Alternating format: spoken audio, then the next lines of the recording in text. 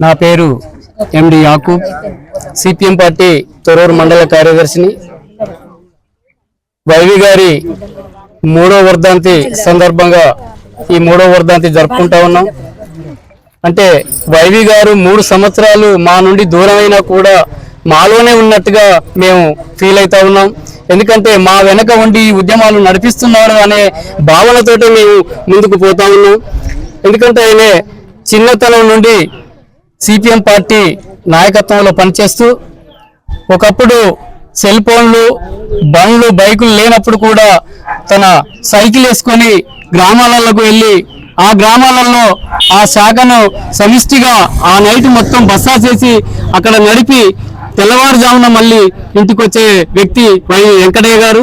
ఎందుకంటే పార్టీలో చేరినప్పుడు కూడా మనం ఒక శబ్దం ఉంటుంది, మన సొంత పనుల కంటే పార్టీ పనులే మిన్నంగా పనిచేయాలనే ఆశయంతో మనం ఈ కమ్యూనిస్టు పార్టీలో సభ్యత్వం తీసుకుంటాం. ఆ ఆశయాన్ని వైవి గారు సంపూర్ణంగా దాన్ని న్యాయం చేసిండు అనేది మనం ఈరోజు అనుకోవచ్చు. ఎందుకంటే చివరి వరకు కమ్యూనిస్టులు ఉంటారు, పోతారు, నాయకులు ఎంతో మంది ఉంటారు. కానీ ఆ నాయకులు చివరి దశ వరకు కమ్యూనిస్టు ఆర్గనైజేషన్లో ఉండి ఈ ఉద్యమాలను నడిపి పేద ప్రజానీకం కోసం అండగా ఉన్నటువంటి నాయకులు మధ్యన పోయినా కూడా వాళ్ళు కమ్యూనిస్టు పార్టీ నాయకులు అనబడదు. వాళ్ళు చివరి గమ్యం చేరేంత వరకు ఉన్నవాళ్లే కమ్యూనిస్టు నాయకులుగా వాళ్ళని మనం అనబడుతుంది. ఎందుకంటే వారికి అవకాశం ఉంటుంది. ఎందుకంటే చివరి దశలో కూడా ఈ ఉద్యమంతో ఉన్నప్పుడే ఈ వర్ధంతులు, ఈ సభలు ఇవన్నీ కూడా జరపడం జరుగుతుంది. అందుకని వైవి గారు చాలా నిస్వార్థంగా పనిచేసినటువంటి వ్యక్తి.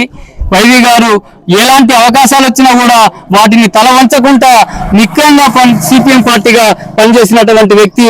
ఆ వ్యక్తి మన నుండి దూరమైనందుకు మేము చాలా బాధాకరంగా మేము ఇబ్బంది పడతా ఉన్నాం.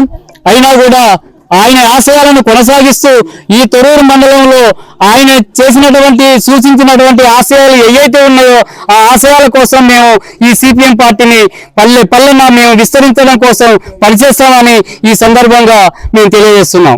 ఈ అవకాశం ఇచ్చినందుకు మీ అందరికీ ధన్యవాదాలు తెలుపుతూ వెంకటయ్య గారికి. నా పేరు బొల్లం అశోక్, సిపిఎం పార్టీ జిల్లా కమిటీ సభ్యులు. ఈరోజు సిపిఎం పార్టీ సీనియర్ నాయకులు అమరజీవి కామ్రేడ్ వై వెంకటయ్య గారి 3వ వర్ధంతి కార్యక్రమం తొర్రూరు మండలం గోపాలగిరి గ్రామంలో నిర్వహిస్తా ఉన్నాం. వెంకటయ్య గారు చిన్ననాటి నుండే విద్యార్థి ఉద్యమాల నుండి వచ్చి అనేక పోరాటాల్లో పాల్గొని కూలీ రేట్లు పెరగాలని కూలీలందరిని ఐక్యం చేసి ఈ మహబూబాబాద్ తాలూకా ప్రాంతంలో మొత్తం ఉద్యమాలు నిర్వహించినటువంటి నాయకుడు వైవి గారు.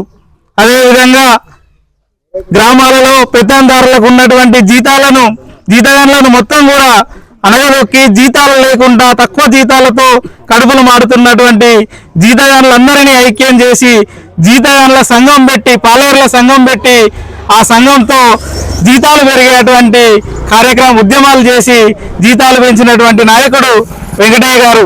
అదేవిధంగా తొర్రూరులో అనేక ఉద్యమాలు నిర్వహించినటువంటి నాయకుడు వెంకటయ్య గారు. అదేవిధంగా తొర్రూరు రెవెన్యూ డివిజన్ ఉద్యమం కోసం తొర్రూరులో అఖిలపక్ష పార్టీల ఆధ్వర్యంలో పోరాటాలు నిర్వహిస్తే దానికి వెన్నుదండగా నిలబడి అగ్రభాగంగా నిలబడ్డటువంటి నాయకుడు కామ్రేడ్ వెంకటయ్య గారు. అలాంటి కార్యక్రమాలు, అలాంటి స్ఫూర్తితో ఉద్యమాలు చేసినటువంటి నాయకుడిని ఈరోజు మనం కోల్పోయాం. నాయకుడు మన నుండి దూరమై 3 సంవత్సరాలు అవుతున్నప్పటికి కూడా ఇంకా మాలోనే ఉండి మా వెనుదట్టి మమ్మల్ని అందరినీ ఉద్యమాలకు పురిగొల్పుతున్న విధంగా చూస్తా ఉన్నాం. రానున్న రోజుల్లో వైవి గారి ఆశయాలను సాధించడం కోసం సిపిఎం పార్టీ ఎజెండా ఆధ్వర్యంలో అనేక కార్యక్రమాలు నిర్వహిస్తాం. కమ్యూనిస్టులకు రోజులు చెల్లినాయి, కమ్యూనిస్టుల పని అయిపోయింది అనేటువంటి వాళ్లకు మేము చెప్తా ఉన్నాం, కమ్యూనిస్టులు ఈ దేశానికి ఖచ్చితంగా అవసరం, కమ్యూనిస్టులు ఉండాలి.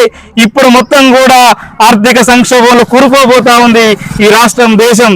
మొత్తం ఉచిత పథకాలు నిర్వహించి ఉచిత పథకాల పేరుతోని జనాలందరినీ సోమరిపోతులు చేశారు. యువకులను మొత్తం మత్తుకు బానిసలు చేసినటువంటి సందర్భం దేశవ్యాప్తంగా కనబడతా ఉంది. రాష్ట్రంలో ప్రధానంగా దాన్ని ముందుకు తీసుకుపోతా ఉన్నారు. గత ప్రభుత్వంలోనే మద్యంను ఏరుల్లో పారించారంటే ఈ ప్రభుత్వంలో కూడా అదే తంతు కొనసాగుతా ఉంది. దీనిని ఖచ్చితంగా వ్యతిరేకించాల్సినటువంటి అవసరం ఉంది.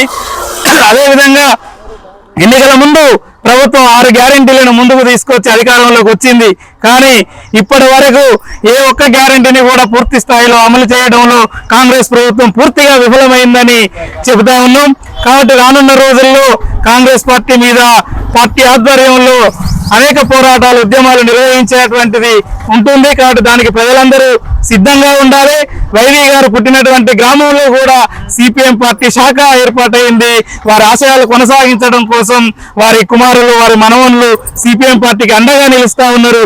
రేపు భవిష్యత్తులో కూడా ఏ పార్టీ ఉన్నా మనకు అధికారంలో ముఖ్యంగా సిపిఎం పార్టీ రేపు భవిష్యత్తులో ఎర్రజెండావే రాజ్యం. కాబట్టి అందరూ కూడా ఆలోచించి మన కష్టాలు తీరాలి అని అంటే ఎర్రజెండా నీడన ప్రజలందరూ ఉండాలి. అలా ఉన్నప్పుడే ప్రజల కష్టాలు తీరుతాయని తెలియజేస్తూ నిజమైన నివాళి వైవి గారి ఆశయాలను కొనసాగించినప్పుడే వారికి నిజమైన నివాళులు ఇవ్వడం అనేది ఈ సందర్భంగా తెలియజేస్తూ ముగిస్తా ఉన్నాం. లేటెస్ట్ న్యూస్ తెలుగు మరియు ఇంగ్లీష్ అప్డేట్స్ కోసం ఇప్పుడే క్యూన్యూస్ అఫీషియల్ యాప్ ని ప్లే స్టోర్ నుండి డౌన్లోడ్ చేసుకోండి. సరికొత్త సమాచారాల కోసం క్యూన్యూస్ వెబ్సైట్ ని ఫాలో అవ్వండి. ఛానల్లో ప్రాంతీయ, జాతీయ, అంతర్జాతీయ వార్తలు వీక్షించండి.